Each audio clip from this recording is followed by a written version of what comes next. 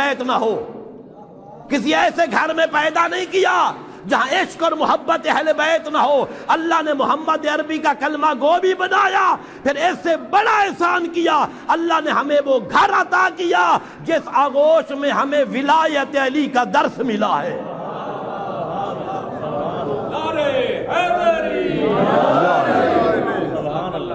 یہ خدا کا احسان ہے، کریم رب کا احسان ہے۔ ہاں، اللہ نے ہمیں نبی عطا کیا، مصطفیٰ جیسا رہبر عطا کیا، مصطفیٰ جیسا رہبر عطا کیا، اور پھر اعلان کیا من انفسہم، تم میں سے۔ اچھا، ہمارے یہاں بھائی بڑا ایک اشتباہ کر جاتے ہیں۔ ہاں، اللہ نے کہا ہے تم میں سے میں نے تمہیں نبی بھیجا ہے۔ ہاں، وہ کہتے ہیں جب اللہ کہہ رہا ہے تم میں سے بھیجا ہے تو وہ تو ہم جیسا ہوگا۔ اللہ نے یہ کہا ہے کہ تم میں سے بھیجا ہے، نہیں کہا کہ تم ان جیسے ہو۔ ہاں، تم ان جیسے ہو۔ قرآن مجید میں کہا ہے کہ تم میں سے، یعنی تمہاری طرح کھاتا ہے، تمہاری طرح چلتا ہے، بولتا ہے، لیکن تم اس جیسے نہیں ہو۔ اگر کہتے ہو ہم ان جیسے ہیں تو ذرا بتاؤ، اس پہ جبرائیل آتا ہے، تم پہ کون آتا ہے؟ بھئی وحی آتی ہے، جبرائیل آتا ہے۔